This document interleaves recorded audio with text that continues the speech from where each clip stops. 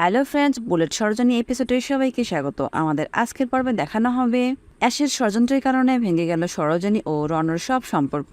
সাফল্যের সামনে যখনই অ্যাশ সবটা প্রমাণ করে দিল, তখনই তো সরোজিনীকে সবাই ভুল বুঝছে।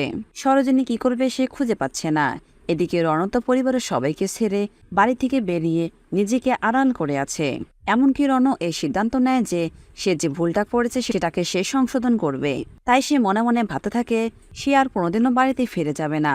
অরো আর সরোজিনী যেন আগের মতোই থেকে যায়, ওদের মধ্যে যেন একটা সম্পর্ক তৈরি হয়। এদিকে সরোজের এই ঘটনা শুনে রাগিনী সরোজিনীকে বাড়ি থেকে বের হয়ে যেতে বললে সরোজিনী রেগে যায় আর বলে, এই বাড়ি থেকে যাকে বের করে দেওয়া উচিত আমি তাকেই বের করে দিচ্ছি। যার জন্য এই সংসারে আগুন লেগেছে সে এই বাড়ি থেকে চলে যাবে। এই বলে অ্যাশের হাত ধরে টানতে টানতে ঘাড় ধাক্কা দিয়ে দরজার বাইরে বের করে দিল আর অ্যাশের মুখের উপরে দরজাটা লাগিয়ে দিল। অ্যাশকে এভাবে বাড়ি থেকে বের করে দিলে রাগিনী অবাক হয়ে যায়। রাগিনী প্রতিবাদ করতে গেলেও রাগিনীকে ছেড়ে কথা বলল না সরোজিনী। এরপর সরোজিনী বলে, আজ অ্যাশকে বাড়ি থেকে বের করে দিয়েছি, ভবিষ্যতে এই বাড়িতে যে আগুন লাগানোর চেষ্টা করবে ঠিক এইভাবে তাকেও ঘাড় ধাক্কা দিয়ে বের করে দেব। তখন রাগিনী বলে ওঠে, তোমার এত বড় সাহস কি করে হয়? আমি এই বাড়ির বড় বউ, আপনার যেমন এই বাড়িতে অধিকার আছে আমারও তেমনই আছে।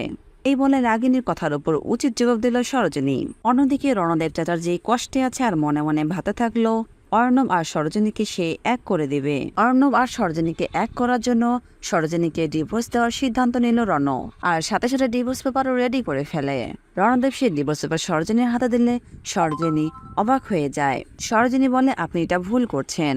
কিভাবে সে এই পরিস্থিতি সামলাবে ভেবেই পাচ্ছে না। কিন্তু রণের কথা যেভাবেই হোক না কেন সরোজিনী আর অর্ণবকে সে এক করবে আর তাদের জীবন থেকে অনেক দূরে সরে যাবে। তো বন্ধুরা, অর্ণব কি রণর এই সিদ্ধান্ত মেনে নিতে পারবে? অর্ণব কি সরোজিনী আর রণকে এক করে দিয়ে নিজের জীবনটাকে নতুন করে সাজাতে পারবে? জানতে হলে আমাদের টোলি স্টোরি টাইম চ্যানেল পাশে থাকুন আর আপনাদের সুন্দর মতামত আমাদের কমেন্ট বক্সে কমেন্ট করে জানাবেন। ধন্যবাদ।